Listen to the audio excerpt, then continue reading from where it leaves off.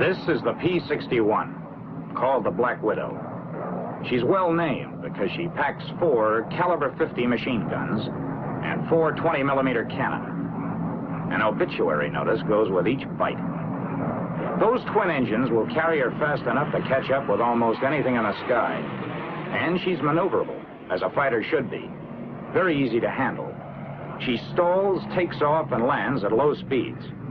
Getting checked out on her is a pleasure.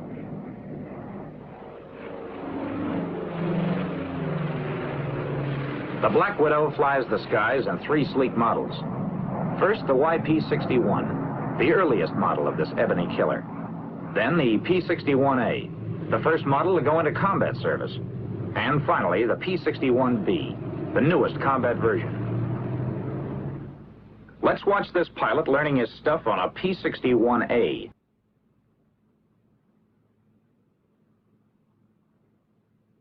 The first thing to do is familiarize yourself with the cockpit. Learn where all the controls and gauges are located. The TO for the airplane is a big help.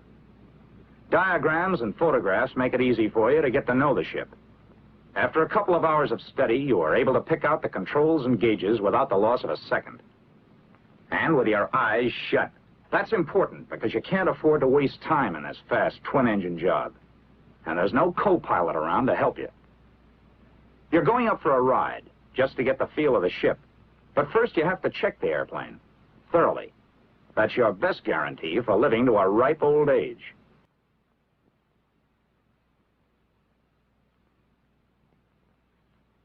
Like most airplanes equipped with tricycle landing gear, the 61 has a nose gear towing pin. Check it, as the nose wheel may shimmy on takeoff and become damaged. Check the nose wheel pin cap. Be sure it's on tight. Then check the rest of the landing gear for inflation of the tire and general condition. The red mark shows whether the tire has slipped on the rim. The strut ought to be extended about 4 inches. And another item not to be forgotten is the pressure in the emergency landing gear system. There's a gauge in each wheel well. It should show 700 pounds per square inch for the nose gear. Repeat the same inspection on the other 2 wheels. No cuts or bruises. Tread's okay.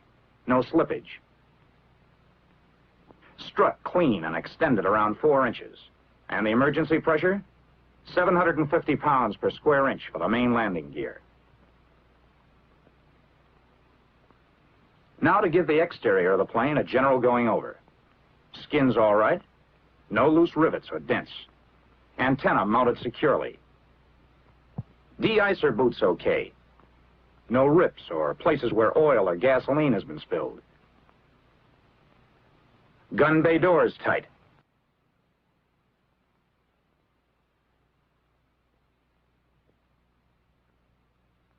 Control surfaces in good shape.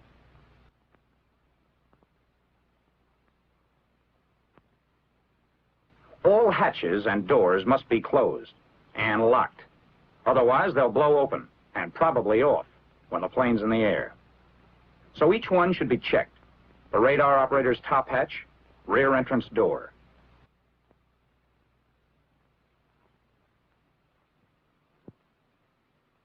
Now you can get into the cockpit, but you have to climb right out again through the top hatch. Careful not to step on any plexiglass. There's one thing more to check outside the airplane. The gas tank filler caps.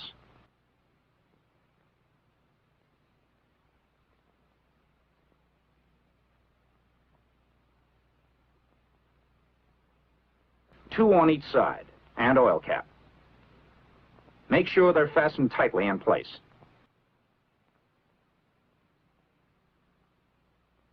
Here's an old story, but a wise one. Form 1A. Check and sign for red diagonals.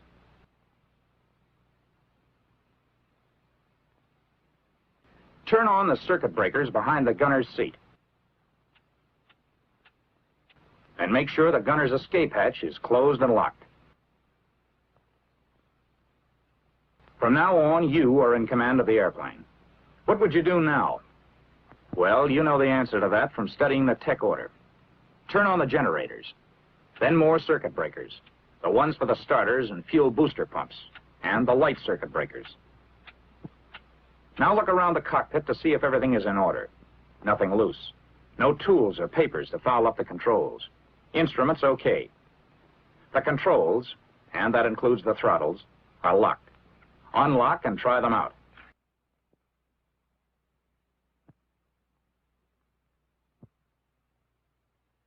Operate the rudders, elevators.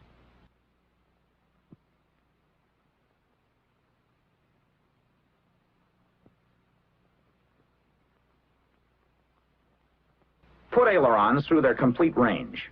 Notice that those ailerons are unusual? They're the spoiler type, especially effective at high speeds. The P-61 is the only airplane in the Army Air Forces that has them. Controls are all okay. See if all the controls and switches are set properly. Open throttles 1/4 to 1/3. Prop control switches in automatic. Feathering switches normal. Test the prop circuit breakers to make sure the buttons are in. Check fuel in all tanks. Fuel valves set to outboard tanks. Crossfeed, which supplies both engines from one tank, off. Air pressure for the emergency brakes ought to be 425 to 450 pounds per square inch. Check the clock against your watch and the altimeter. Oxygen pressure 425 pounds per square inch. Oxygen regulator to auto mix on. Test the trim tabs. If they're in good working order, set them for takeoff. Now the instructor is ready to take over. While the ground crew pulls props through 12 blades, set the superchargers at neutral. And throttles 1/4 to 1/3 open. Adjust both mixture controls to idle cutoff. Props at full increase RPM. Check to see that the props are clear. Then turn on the battery switches. On the P-61A, there are 2 individual battery switches and a master battery switch. The master switch on the ignition unit is for ignition only. Turn booster pumps to low. Carburetor air cold. Oil shutters 1/3 open. Make sure all cowl flaps are open and the intercooler flaps closed. Automatic pilot oil pressure off. Make sure that the VHF switches are off. Check carburetor air filter. Turn on master ignition switch and the right switch to both. Energize the starter and then prime the engine in the last 5 seconds of energizing.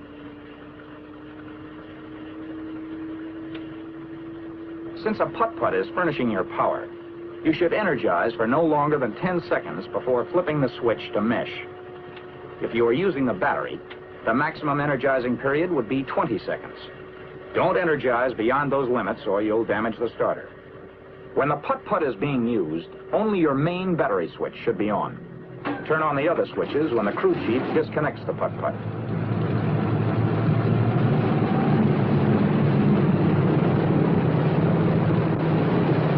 Adjust your mixture control to auto-rich.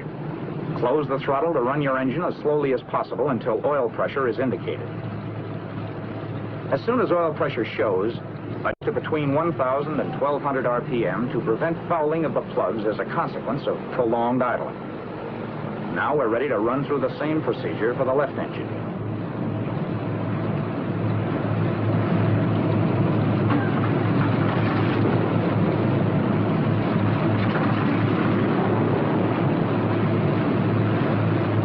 Throttle to between 600 and 700 RPM until the oil pressure gauges indicate a steady pressure.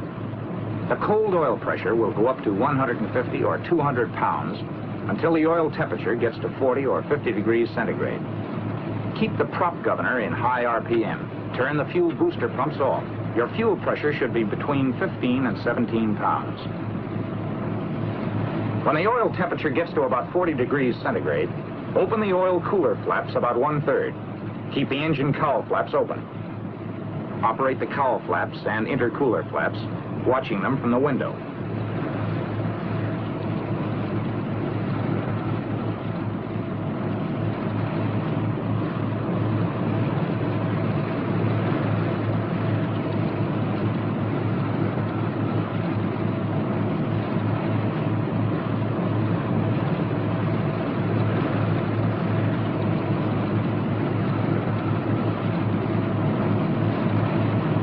Operate the oil cooler flaps and check the gauge. Check both hydraulic pressure gauges.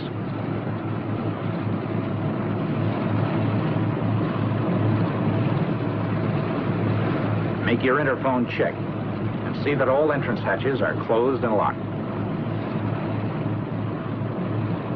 Okay to taxi to runway 29. Use taxi strip directly in front of you. Runway 29, roger.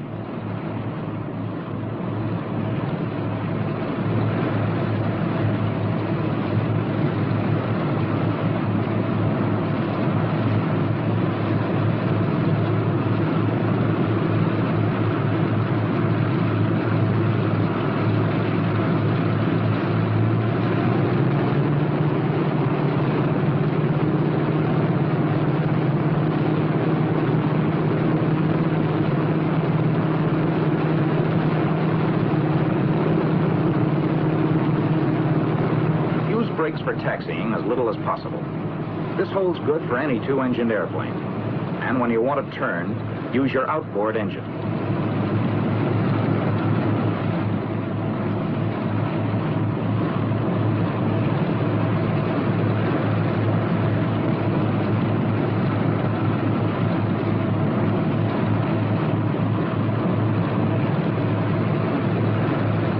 Always taxi with your flaps up.